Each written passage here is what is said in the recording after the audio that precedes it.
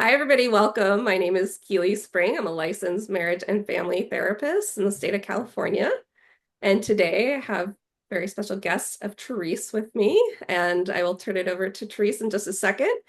Therese and I actually do know each other. We've been on the same board together at times. We've been in book clubs together, consultation groups. We've done all the things together for, I don't know, about 10 years now, maybe. Mhm. So I'm very familiar with your clinical work, I would say, in many ways, and personally as well. But um, so excited to kind of chat with you today. And so, Teresa, if you could just kind of introduce yourself to the group for those who don't know you, and what niches, kind of what populations you work with. Yeah. Well, thanks for having me, Keely. I'm Pleasure. Therese Yrani. I'm a licensed marriage and family therapist in California as well. Right now, my practice is all virtual. I mostly work with couples or individual adults who want to work on relationship issues. So, Therese, first question, why did you become a therapist, or how did you become a therapist? I guess more why did you decide to become a therapist? Well, so I decided to become a therapist when I was like 16. I found myself constantly being drawn into I was a peer mentor, and then I helped start a support group in high school. And a lot of my volunteering was related to people like children who were in abusive homes and things like that. And I realized that I feel kind of strongly about helping people through like the really messy parts of life. And that a lot of people I found kind of like trying to ignore or avoid that piece. And I felt really drawn into that. Like, no, we need to be together. We need to get through this. People need to not be alone in this. Kind of already bringing that human connection. Right. Yeah. Like, I think I feel like pretty strongly that it was like a calling of mine that, yeah, found me really early. And then I went through all the channels and went through grad school, and I did a year of volunteering in a DV shelter in between undergrad and grad school. And then, yeah, and then I kind of was on my way. Um, yeah, I think that there is this piece of, can you be in the fire and not shrink back? Like, can you sit there with me? And that comes from that poem, The Invitation by Oriah Mountain Dreamer. That was a part of my thesis. I Um, don't know that one. So what is the piece? Can you share just a little bit of the um, yeah, I wrote it down. It doesn't interest me who you know or how you came to be here. I want to know if you will stand in the center of the fire with me and not shrink back. I want to know what sustains you from the inside when all else falls away. It's a really long, beautiful poem. But it's really about like getting kind of to the core of the human experience and being able to share that with others. Mhm. Yeah, I love that framing of like being in the fire and not turning away, like kind of working through it. And being a therapist, I think it's a very sacred work to be invited into people's homes and minds and hearts, um, and being welcomed in a way like to help other people and connect with them. So yeah, I think that's why I'm a therapist. That's why I think I'll be a therapist until I'm like 80. Yeah. It is one of those jobs that you can lean into. I've had mentors of mine that were, in their 70s, 80s before they decided to stop. And so Teresa, you kind of went straight through from school. Like you kind of started the journey and just was like, this is the path, and this is Yes. it. Yeah. Yeah, I mean, yeah, in undergrad, I majored in psychology and philosophy, which I think both tie into being a therapist. But yeah, like I had that very clear direction. I'm curious, did others see that in you when you were young? Was that kind of the narrative of like, teachers and people and family and all that kind of stuff? I think I think there was like this other piece of me that was I was like also a really competitive athlete and was often in leadership roles that I think people maybe focused on or that my parents expected me to lean into a little bit. I didn't come from a family that went to therapy, having an immigrant dad and a mom from the Midwest, they definitely didn't have any experience with therapy. So I think I kind of had to discover it. I will say like my grandparents and my mom always called me an old soul for whatever that's worth. But I think that there is that piece of like feeling kind of connected to the human spirit or something there. For sure, for sure. Mhm. And are there any modalities or things that you kind of specialize in or offer more than others? Yeah, so I'm really into emotionally focused couples therapy. I've done advanced training and I'm working towards certification in EFT. And I'm also trained with the Gottmans. I went to grad school in Seattle. So I got to know the Gottmans and I got to work with them. And so I know the Gottman method really well. Hmm. And so for those who don't know, could you just share a little bit about EFT and the Gottman method, like what those are and what they kind of look like in therapy? Yeah, well, I think that they're kind of like the two gold standards of couples therapy right now. The Gottman method is very evidence-based. The doctors, John and Julie Gottman, they're married. One of them, Dr. Julie Gottman, is a therapist, and her husband is a psychological researcher. And they created a love lab a long time ago, more than 20 years ago. And their research basically can predict divorce within 10 years to the 90% accuracy. So they've really like honed down what makes a marriage last, what kind of keeps the people in the relationship happy and satisfied, versus what are the things that really tear down a relationship. And so they took all of that research and made the Gottman method. So it's really like a research-based toolbox for couples to be informed about how do these behaviors impact the long-term status of their relationship, and what to do instead. So that's the Gottman method, very tool-based. I find a lot of people really like that, especially if it's their first time in couples therapy. It's the communication tools and the how to fight in a clean, fair way, that kind of stuff. And then there's emotionally focused couples therapy by Dr. Sue Johnson.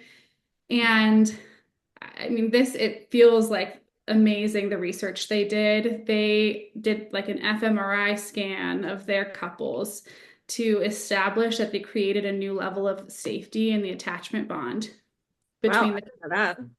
yeah, it's incredible.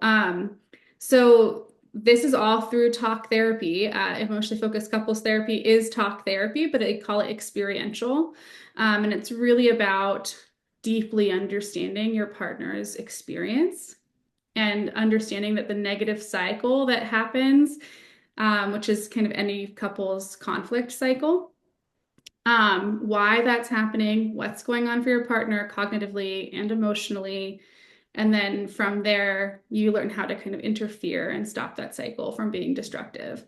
Mhm.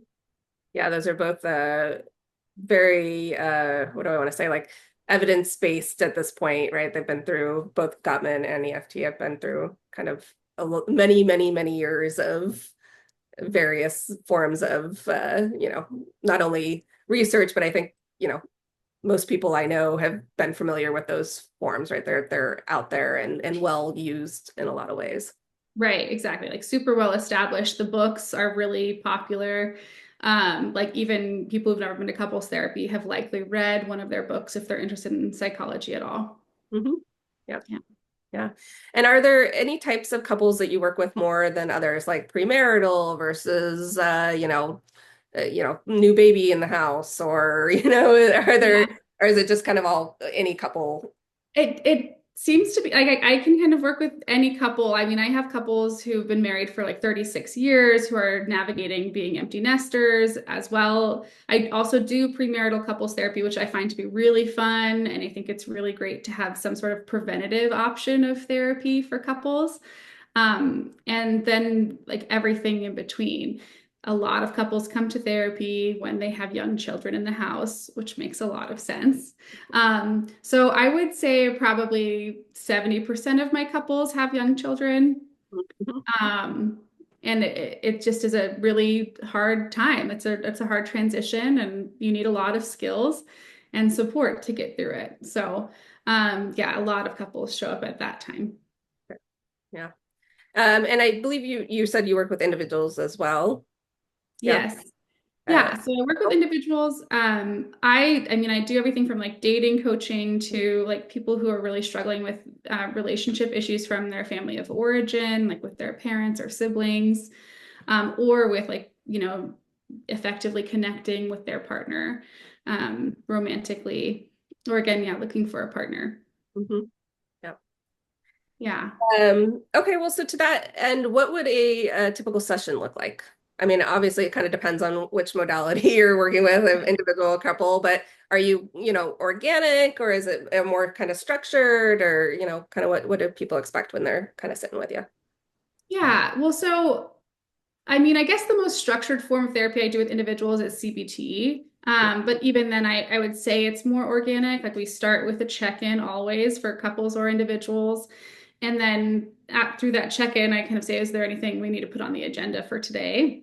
Mhm. What is it that you guys, how could we best use the time this week? Um, and sometimes I'm surprised by that. Sometimes they're like, well, we didn't mention this in the check-in, but on Saturday we really had a blow up. And I'm like, yeah, that is the best place to start. And I will say something about that is couples will come in and say, well, we don't want to just kind of talk about the crisis of the week. And I agree, like we don't want to just kind of spin our wheels. However, both forms of couples therapy, the Gottman Method and EFT, will say that whatever's the most alive emotionally is the best place to start. Mhm. Um, because whatever happened this week is probably representative of something bigger that's been happening in the relationship. It's Um, a pattern that's there that's kind of coming to light. Exactly. And so, of course, like I have notes and a treatment plan for either couples or individuals. So if there's nothing exciting from this week that they'd like to kind of dive into, we go back to our original like treatment goals and plan and kind of pick up a thread from there. Uh-huh. Yeah. Yeah, and then we talk, we discuss. Hopefully, like I'm highlighting patterns, challenging their thinking, challenging them to go deeper emotionally, and giving tools when appropriate. Mhm. And then we'll kind of wrap up the session with a summary and a focus for the week. Mhm. Some couples or individuals really love a homework assignment, like something very specific to do. And others really just want like a theme to focus on. Or, if we introduce a tool in session, I want them to practice that tool. Mhm. Mhm. And then I'll often ask, how do you feel about this session or how do you feel now? Just to kind of check in, a lot of times therapy is really hard work. You might feel worse after a session, which is, people don't expect that always. And so if, they're not feeling as good, we kind of attend to that before we end the session. Mhm. Yeah, I'm glad you brought that up. That actually hasn't come up yet and with anybody I've talked to, but I think part of this job is getting feedback from those we work with about how they're doing in the moment, what's going on, was it supportive, helpful? Even for me, sometimes I can realize I will overwhelm them and I didn't realize I was overwhelming because I was giving so many things that they could try, right? We're trying Mhm. to come up with some solutions. And so that check-in at the end could be really powerful and like, okay, let's narrow down to like one or two that we want to focus on. Right, absolutely. Or I think also with couples therapy, I often will have one partner that's like, why are we doing this? Like we're at a status quo. Uh-huh. We don't want to jump into our conflict. Uh-huh. Um, and so I think it's the reminder on the overall goal. Like you guys came in because you continually, like, once a month have a big blow up about the same thing and you haven't made progress on it. So we need to work on it when it's not, a crisis situation. Yeah. Yep.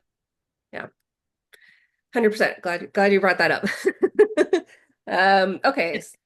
Sorry, I'll also say that like I think it's really helpful the first session. I always say like please give me any feedback or if you ever have a question about something I asked, if you think that I'm kind of if you think I have some sort of inclination or something that you don't like or if it doesn't resonate with you, I'm not the kind of therapist that needs to be mysterious. Like I'm working on this problem with you. So please, you're welcome to say, why did you ask that? Or do you mean this? Or I didn't feel good last session when you said this. Because that is really like the most important thing is us building a relationship. So, Yeah, I think there's this transparency piece that you're speaking to, right? Being transparent about what we're doing and why we're doing it, as much as possible. Occasionally there's times where we can't say like, oh, well, I'm just doing this or this because yeah. that might be triggering or kind of, going in a different direction. But I think the more we can be vocal about what we're doing, it kind of helps people, to your point, trust that we're not just coming up with some random thing or not invested or not involved as well in Yeah. them to where they want to be. And therapy isn't some like huge manipulation game, right? Like we're all like, we're all here working on the same thing. Yeah. Yeah, yeah, we're all human. Let's get there. Let's figure out how to get there Right. collaboratively as possible. Okay, so is there anything, I'm occasionally surprised. Are there anything that comes up in therapy that still surprises you? Um, I don't know. I think I feel like I learn things from my clients like all the time. All the time. I'm learning from my clients. I think I'm also, when I started being a therapist, I was like, oh my gosh, I care so deeply for my clients. I love all of these people. And I kind of thought that would go away, like kind of like when you watch like doctor shows and they're like, oh, you just can't get that attached to the patients. And that's just like not the case. I think that I like still really feel very invested in the well-being of my clients. Even though I've been doing this for over 10 years now, it's just I I'm still like full-heartedly in it with them. And that's okay. Like I don't feel like that impacts the rest of my life. Hmm. Hmm. Yeah, I think yeah, it's a very interesting point because I think yeah, we are very invested in not the outcome but the person. Mhm. I personally, for me, I'll just say for me, I don't care necessarily what the outcome is, as long as it's what the person I'm working with or the couple that I'm working with feels is appropriate for them. Mhm. But the well-being in general and that they're feeling, like I love when somebody I haven't seen in years comes back because I feel like, oh, I get to see how's it going? Right. Yeah, like and I feel like we pick back up right away and it's that kind of I'm invested. I want to know that they're doing okay. Right, exactly. And like I will have things that happen in my life that remind me of a client that I like really care about. Or I definitely will have clients come back. Like I think that's one of my favorite things is like, oh, I saw a couple for premarital work and then they had a baby and now they want to come back to therapy. And I kind of get to see all of the in between and just to know that like they're doing well and or if they're not doing well that they're getting help, which Yeah. is great. Yeah. Yeah. I think it's like the blessing and curse a little bit of our job is like people become healthier in some way and so then they leave, which is great. And you don't always find out what happens. So when they do come back, it's like that gift of like, oh gosh, okay, good. Get me up to speed. What happened after that, you know? Right. Yeah. Yeah, absolutely. We don't Yeah, we I don't always definitely close find it my off. right, exactly. Yeah. Sorry, I what? find myself thinking all the time that like I could be friends with my clients. Like these are people who I respect and admire and really see a lot of like beauty in. For sure. So like I think knowing that they're doing well it means a lot. Yeah, for sure. For sure. Okay, well, so are there any things that you wish people knew or understood about therapy in general? Yeah, I think that um hmm, I think that there's a lot of like background, like theory and thought that is happening during like our conversations, right? I think like the idea of like talk therapy gets like a really bad rap. Like, oh, so are we just doing talk therapy? It's like, well, yes, this is going to happen through us talking to each other. Um, but there's just a lot that goes into it, there's obviously like a lot of training and experience, but there is a lot of like things that we're ruling out in our mind or like things that we're kind of thinking of for their treatment. I love Lori Gottlieb's book. Maybe you should talk to someone Yeah. because she explains this, Yeah. right? Like she explains a lot of like theoretical concepts And I think you can read a paragraph about boundaries and like that's one level of understanding, right? But then I think you like study family systems and then you watch it being enacted or being a problem for years and years, and then the understanding just changes. It's like you're constantly going deeper in the onion. Yeah, for sure. I had a client recently tell me they were reading Codependent No More. Mhm. And I've had that on my reading list forever, and I just never read it. And so I was doing a walk recently, and I was listening to the audiobook, and I was thinking like, oh gosh, like it's all concepts that I know that I work with, but like there's always more information to learn. There's always these nuances and things that and I'm like, I'm glad I now have this language or this extra kind of bit to learn and understand and grow with so that I can help, the person that's coming in being like, I'm reading this book because I think this is irrelevant, right? Right, Yeah. exactly. I guess the other thing about therapy, I think, is like the idea of having someone witness your life experience is really powerful. And it's hard to quantify, it's hard to put into words. Um, but there is really something there, like that you're not in this alone, and there's somebody who you can like show yourself to and still belong and be cared for. I mean, of course, we hope these people are also getting in other relationships, but I think therapy is kind of a deeper, very intimate dive into your life and your headspace. Hmm. Yeah, I think that's something that comes up, I think, a lot is the really intangible, and that's, I mean, part of the reason we're doing these types of interviews is like there is this intangible piece to therapy that is so powerful. All the research supports it that it is so powerful. Just having that human connection, and I don't know about you, but even I saw in the pandemic, a lot of people got more isolated, and so Mhm. that connection was even more powerful, just kind of helping kind of tether back to something grounding, something real, substantive. Right. Yeah. Yeah. Because yeah, it's like, okay, I think it's really easy for people to be like, well, do I matter if they feel completely alone and they're just going through life by themselves? Yeah, for sure. Okay, so final question in this area, or this little section of our interview.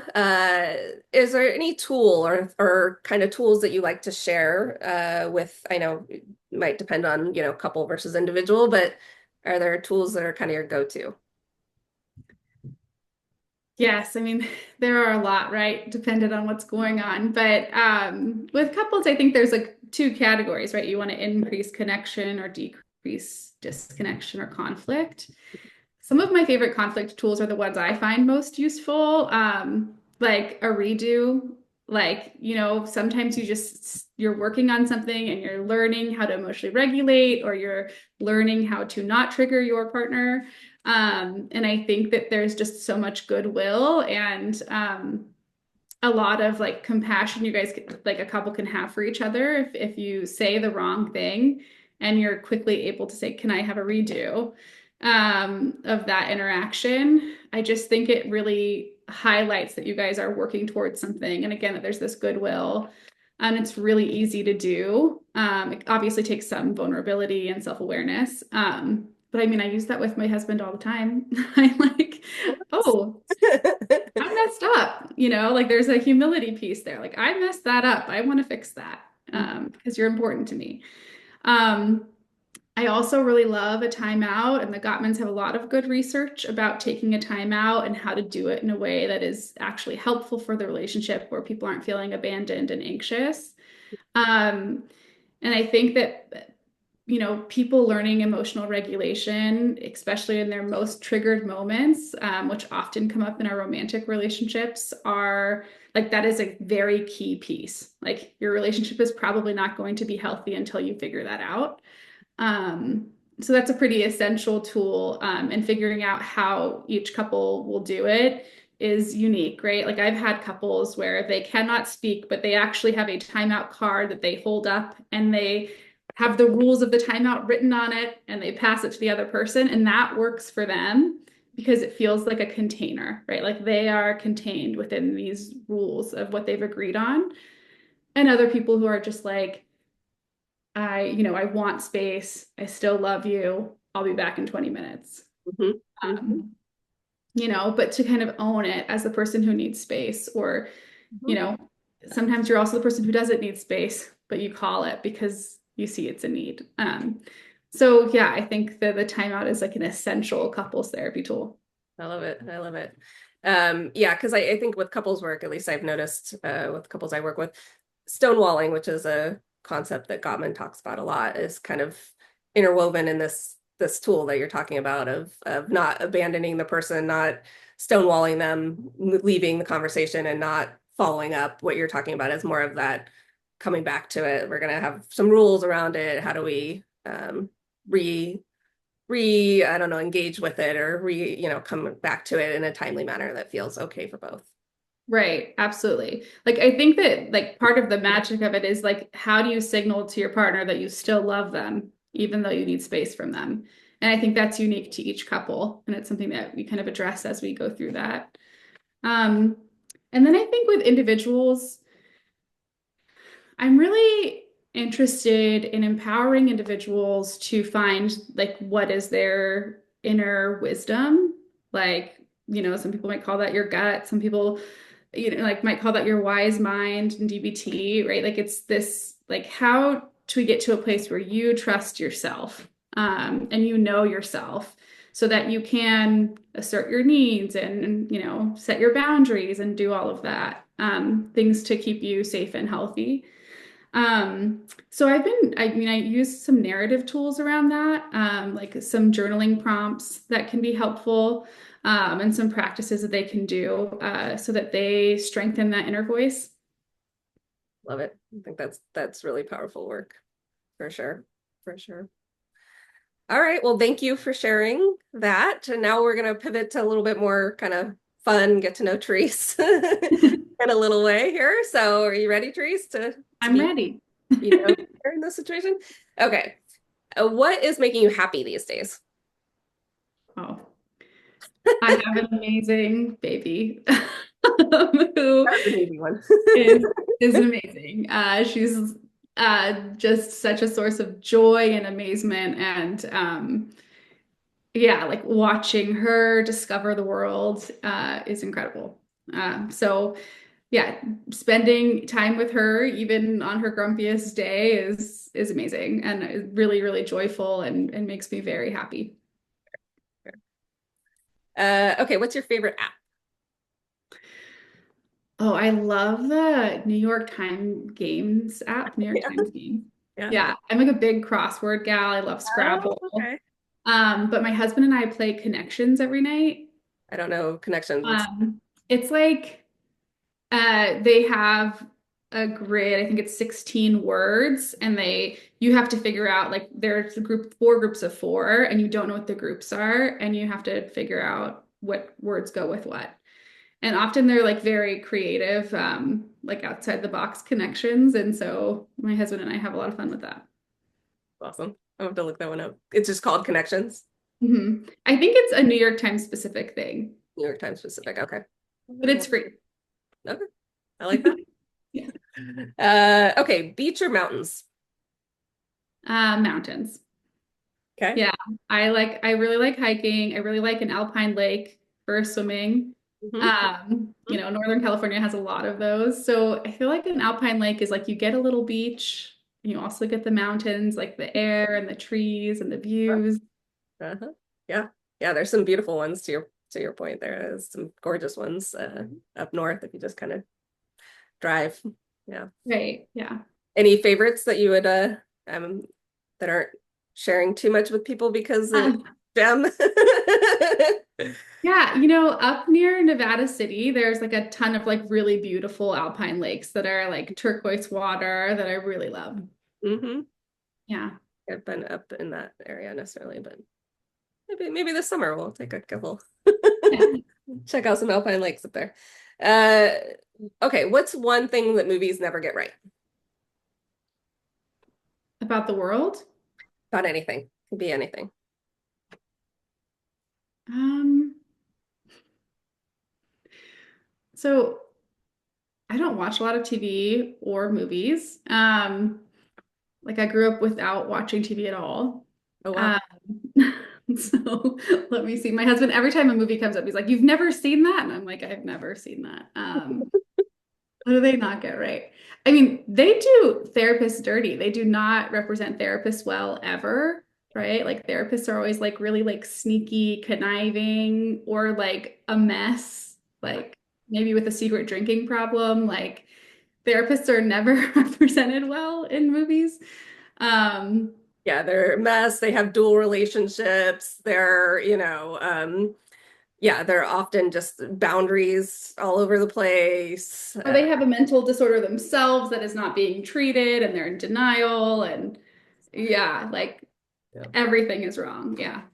Well, you are not alone in that answer because that has come up with almost every single therapist has said, Yeah. which I was not expecting everybody. I mean, it was certainly where my mind was at, but I think we all kind of see that, right? It's the Yeah. popular depiction of what we do. It's always cringeworthy.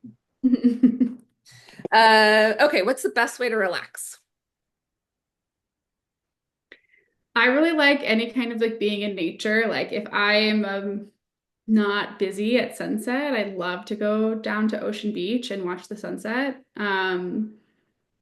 I also live near kind of a hiking point in San Francisco, and so I love to go up there and like look at the views. And I think it just gives you perspective. Yeah, yeah, Like yeah, I think that there's a lot there. Like Rumi's quote about your like not just like a single drop in the ocean, like you're the whole ocean in a single drop. There's that feeling of like life will always go on. The next day is always going to happen. So that just brings me like a sense of peace that is probably the easiest, like most guaranteed way for me to relax. uh-huh. For sure, for sure. Love it. Okay, so what about a dream trip location? Where would you like to go? I love traveling. I think a place I haven't been yet is Patagonia. Oh yeah, that sounds cool. Yeah. Yeah. I'd love to like go hiking there and also like some wine tasting, ride some horses. Like it looks really beautiful and unique. Yeah, for sure. Yeah. For sure. See why I keep wearing Patagonia outfits, like see where it's actually Right. stuff or jackets or whatever, right? Yeah. Where the need actually comes from. Um, okay, what advice would you give to your younger self if you could kind of go back and shed some wisdom? Hmm.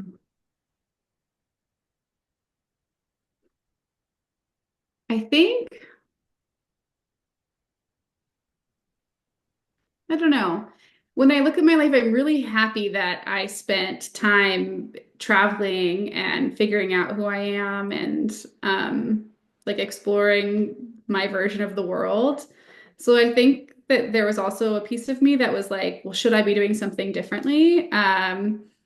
Or like being more concerned about like the worldly things. But I'm really happy that my life took that path and I took as long to get where I am. Whether it was like, waiting to meet my husband or the travels that I did or the friends that I made, the jobs that I had. So I think that I would say like trust the process, like everything's gonna be okay, everything's gonna be great. Um, but yeah, that it's okay to have fun right now. It's a journey and you're on it and you'll get there. Yeah. And having fun and Yeah, these adventures is part of it. yeah, for Yeah. sure. For sure. Okay, of the four seasons, which is best? Oh, it's so tough. I do think all of them have their merits. I think spring is a tough contender, but summer is the best. Uh-huh. It's like I that's have a summer birthday. okay. Again, love the lakes, love boating, love hiking. I do love being cozy in the winter, but I think summer's the best. Uh-huh. Fair, fair. Yeah, you're not alone. There's other therapists that we both mutually know who have said the same. Yeah. It's a popular season. Okay, what would be the worst superhero power to have? Could be anything. Yeah. Oh, maybe too strong a sense of smell. Oh, yeah. I don't know if that's a super that anybody wants that superpower, but like especially having a child, like there's so many gross things. You're like, maybe I can turn my nose off. Um, Obviously it'd be cool. Maybe like your taste would also be really enhanced, but I don't think that, yeah, maybe a really strong sense of smell is something I would not want. That could go really wrong really fast. Right. Yeah. Okay, what is an animal that you feel connected to? Like in general. I really like elephants. Okay, love elephants. Why do you feel connected to elephants? Um, I think that I don't know. I like their group behavior. Like I think it's amazing that they do funerals for their loved ones. Um, I think that they're like very like strong and patient and wise. Like they have this vibe. I aspire to be patient. It's not one of my strengths. So yeah. And I like when I was in Thailand, we got to go to this like elephant rescue place and they're just such gentle creatures for being so big. Yeah, Granted, we were like feeding them and bathing them, so like they're probably happy, but yeah, I think they're pretty incredible. yeah. I think it was a like David Attenborough or whatever, those like Our Planet or whatever. But to your point about the grieving process, I was shocked that like it was like a year later and they came back to the bones of their loved one and like sat there with it. And it's like that just deep connection to the people that they or the animals that they love, I guess. Right, exactly. Yeah. And I think as humans, we still struggle so much to figure out how to grieve. So it's really cool when you see that in nature that they have this process. Yeah, this much more deeper felt sense of Mhm. connection. Yeah. Okay, final question. When you look back at your life, what would you hope that you could be able to say?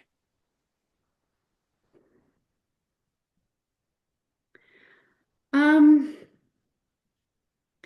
I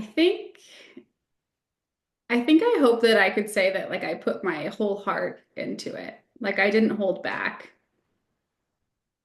like that whatever I chose to do, being a parent, being a partner, being a friend, a daughter, a sister, a therapist, like whatever I chose to do that I really gave it my all and was present in doing it. I love that answer. Yeah. Well, thank you, Therese. So you are now seen. So I appreciate you sharing your answers with us. And thank you for participating in this. And Yeah. Thank you for having me. Are you getting interviewed by anybody?